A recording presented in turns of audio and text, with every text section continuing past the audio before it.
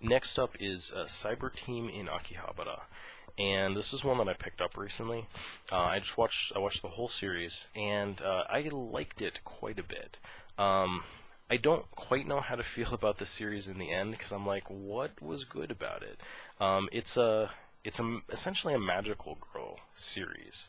And it was like apparently serialized in Nakayoshi, so it was definitely aimed toward a shoujo reading sort of like young female audience. But that said, it's a little weird for that because it is set in Akihabara. They do reference sort of like PC building culture a little bit, sort of the electronics part of Akihabara at the time, and I don't know, the character designs, like, the main characters are just like these high school girls, and they have these patapis. They're these little mechanical sort of toy creatures, sort of think like Furbies, or like Pokemon if they were little toys or something. And everybody has one. And this one group of girls, they keep being attacked by, it's these stock enemies. It really follows that formula of building up this team of characters and having them fight like the same people every episode. So they're patapis. These ones in particular, they can transform them.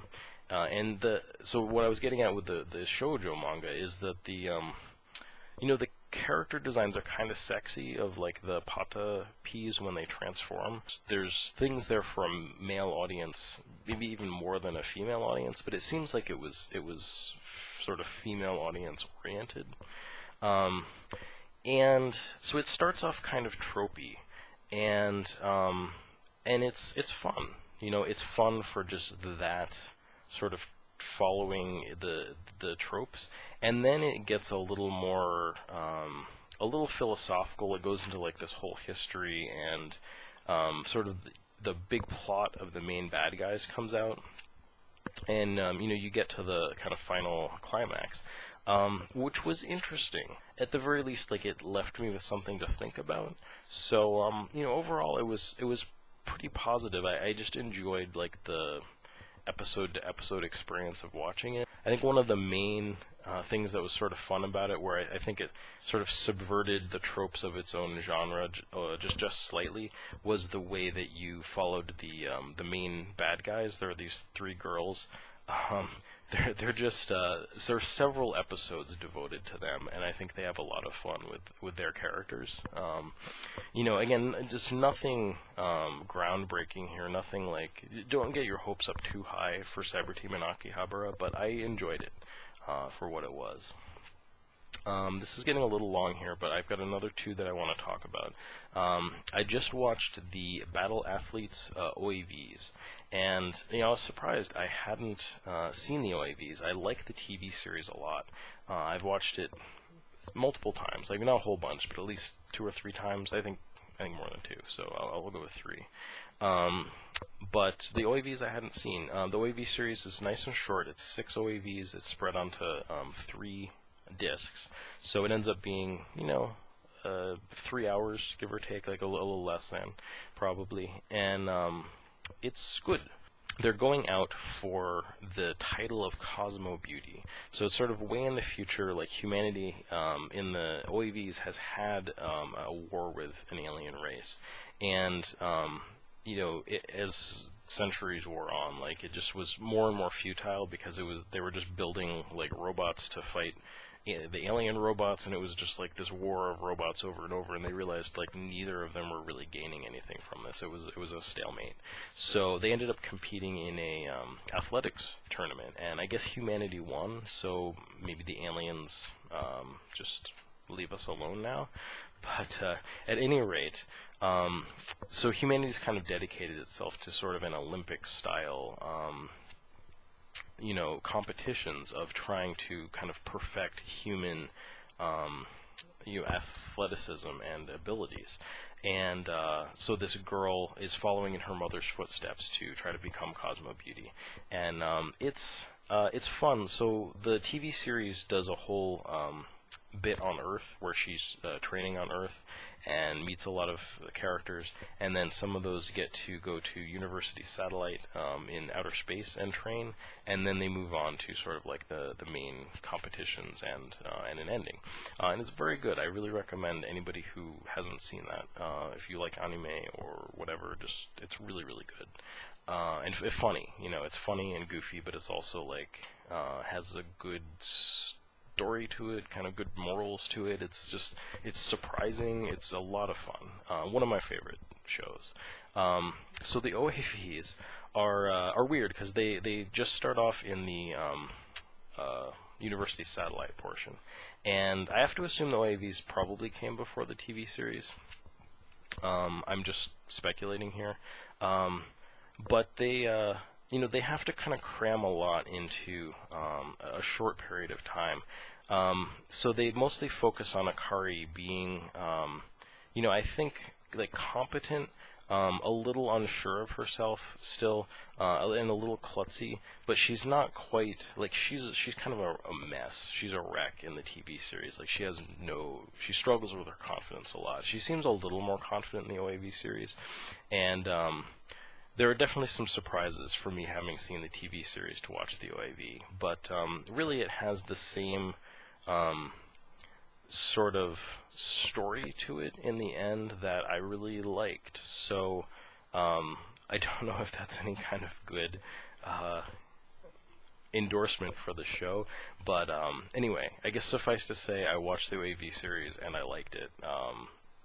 Kind of, about as much as the TV series for another take on the Battle Athletes storyline.